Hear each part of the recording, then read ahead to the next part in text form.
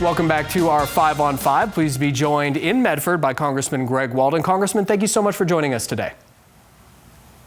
It's good to be with you. Wish we could be in person. Yeah, indeed. Yes, sir. So I know you're following the water issues in Klamath, in the Klamath Basin very closely. What can the federal government do to help the farmers?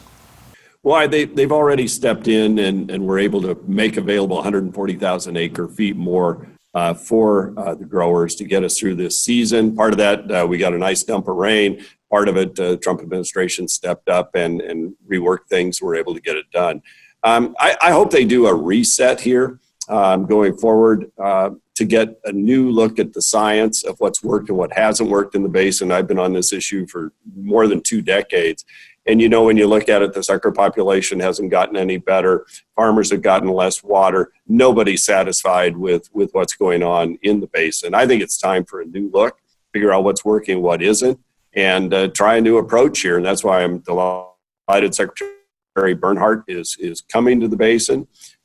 He understands these issues well, and so do his team. And they're going to hear from all sides, as they should. And I hope we get a bit of a reset going here to look at it going forward.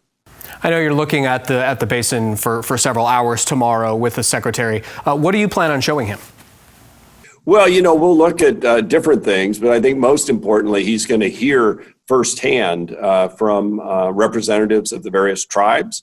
He's going to meet with his own employees in the agency and get their perspective. And then he's going to hear a wide range of views from the various farmers in the basin and ranchers and on the water issues. And then we will drive around the basin a bit. You know, a lot's been done in the basin. I think back to where I was successful getting legislation passed and the funds approved to remove Chiloquin Dam and improve fish passage. We got the A canal screened.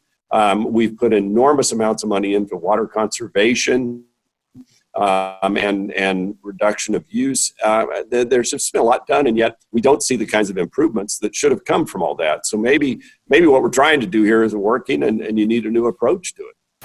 It's been several months since we talked. I want to switch gears to the pandemic. What grade would you give the Trump administration for how it's handled coronavirus? You know, I think they've done everything possible to deal with a pandemic nobody saw coming that was completely global.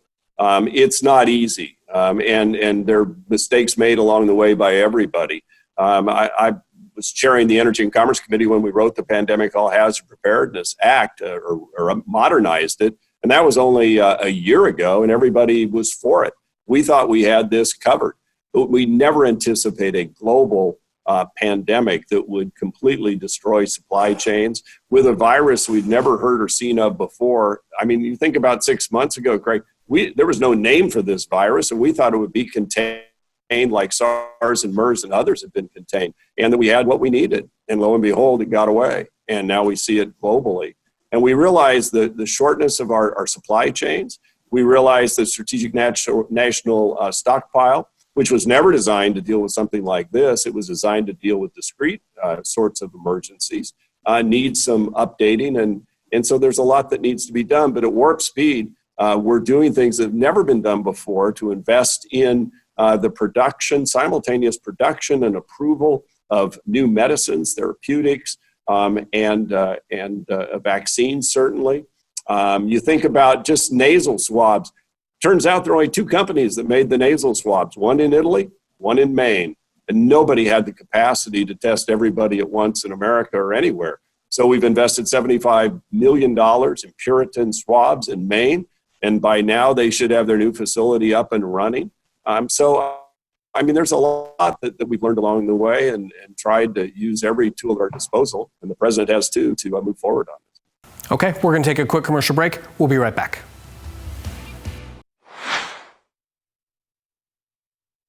Welcome back to our 5 on 5. Again, we're here with Congressman Greg Walden here at the Bureau of Land Management offices in Medford with us via Zoom.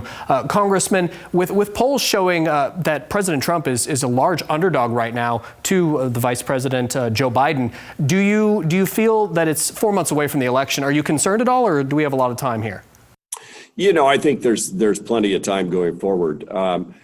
Clearly, what you think the issues are back in February or in July may not be the issues you deal with when the election comes around. Right now, I think it's still sort of a referendum. Joe Biden hasn't been out much in public at all. When he is, he doesn't always string things together well. And I think once it becomes a choice, the choice will be pretty clear about a president who basically, through his policies and the work I helped him on, certainly ended up with the strongest economy the country had ever seen, with the lowest unemployment rates we'd seen in some cases since they started keeping tabs.